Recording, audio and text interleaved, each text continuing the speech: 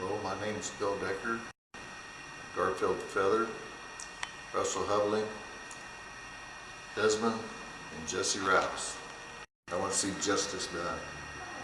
I want to give them a fair trial. I went to South Dakota.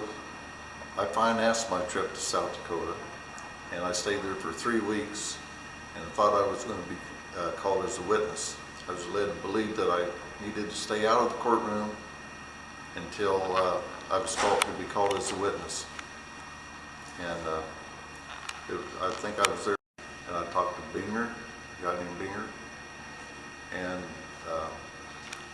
I've also talked to, they came through my truck to look at what I thought could be a piece of evidence, because they said they pulled a rope out of the snowbank, the FBI did, and that rope seemed like it was the rope that I had taken up there in the summer before to tie my sleeping bag up, and I had a rope just like it in my truck.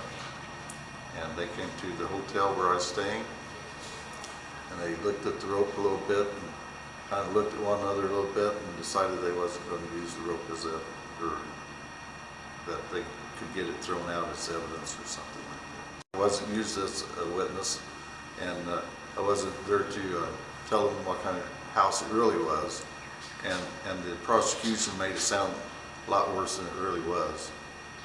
You know, I know they do drink. They did never say that they didn't, and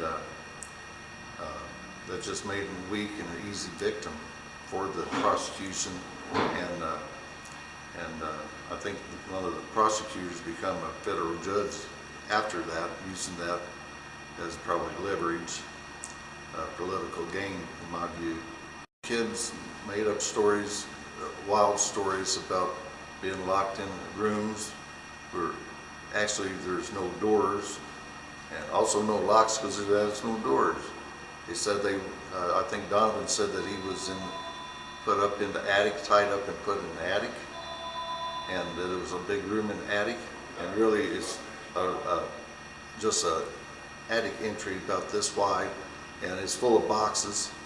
That's where they stored things, because you know they have so many people live in their house at one time because the government doesn't see fit to provide suitable housing for them because of the treaty. They don't follow any of the treaties, and people go in and out of the house.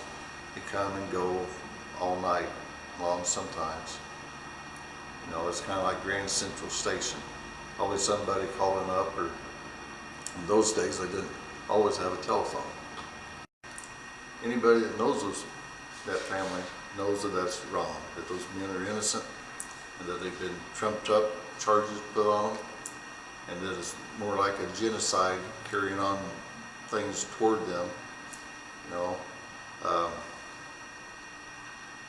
it's terrible what they've done to them, and also to the kids, because the kids have grown up now, and the judge, after they convicted them, said that they, you know, maybe when the kids grow up, like 15 years or something, that they'll review it and probably release them.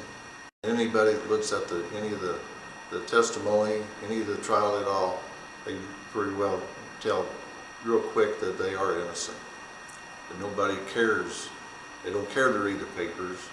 You know, what do you call them, the lawyers that you try to get to defend them, you can't get anyone to do it because they all want money, and it's just pretty bad.